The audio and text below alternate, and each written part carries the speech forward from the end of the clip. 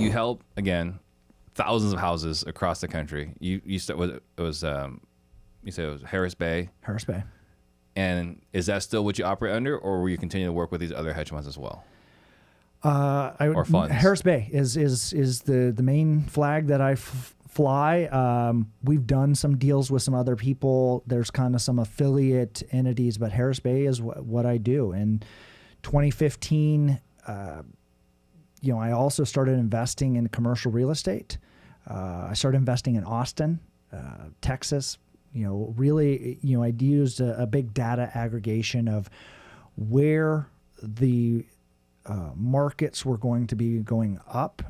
It's you can be Michael Phelps, Olympic swimmer, but if you're swimming against the tide, it doesn't really matter. Yeah. And so what I was trying to do is determine is where the momentum of the market would take you, and even you just kind of doggy paddle and it kind of takes you with it. And so I told you a little bit earlier is just getting in front of the institutional capital has been the key to success for me.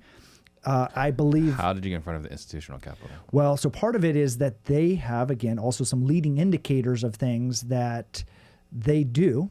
CBRE is the eyes and ears of institutional capital. And for those that don't understand, institutional capital, like what is that? Well, hang on before you do that. CBRE, what is that? CBRE. I mean, for people that don't know. It used to be Coldwell Banker. Then they merged with Richard Ellis. Mm-hmm. And so these are two of the largest commercial real estate brokers in the world. They merged together and then cobbled their names together. And so now it's CB Richard Ellis, or CBRE. Yeah. And so which is the whole potential antitrust thing. But whatever. Anyway, continue. Sure. So they are the number one largest commercial real estate firm in the world. Mm-hmm. And they... because of that being the largest, all these REITs, institutional capital, sovereign wealth funds, based on their decisions on what they're saying. Their market study is great. They again, spend it's a lot of money researching. World class, yeah. And so institutional capital pull that back. That is, these are like stocks. These are the REIT funds. These are when Amazon needs to place some money, they invest it through some of these vehicles, and they might give billions of dollars, like CalPERS, California Public Employees, retirement system.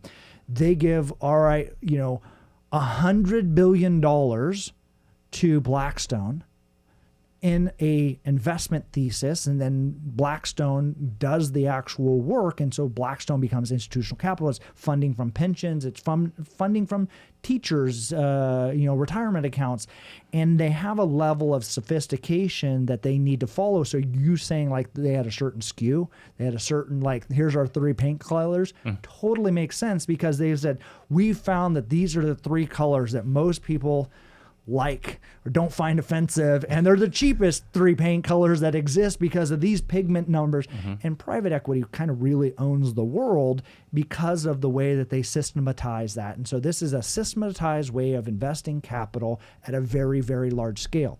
And what you'll discover, as most people do discover, is that you start flipping houses, you need to get bigger deals. Commercial, flipping a house, $100,000 house, is almost the same amount of work as flipping a $10 million commercial building. Yeah. The same stuff that you do goes into that. It's hiring, it's the managing, it's the same systems. The things that you have to do are pretty much the same. The scope of work's different, but the things that you have to do are pretty much the same. Absolutely. Going back a moment ago, you were talking about how to find or get access to institutional capital. Well, how would someone that's listening right now get in front of institutional capital? It's tough. It has to really fit. And part of this comes into is institutional capital typically doesn't, do small deals. They have, huge mandates. Like, we have to place $1 billion. We need to deploy it in the next 3 months.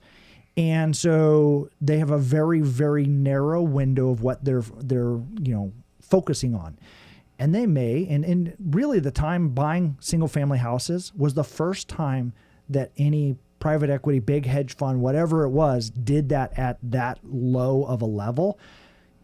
Primarily is all focused on office buildings that they could go do $100 million office buildings or $50 million apartments. Giant place.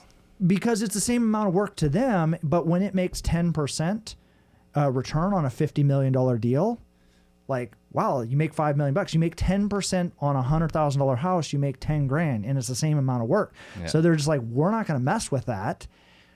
So most, and still even today, is they don't do small deals. So the $1 to $20 million deal size on commercial real estate is mostly It's not interesting to them. not interesting. Mom and pop.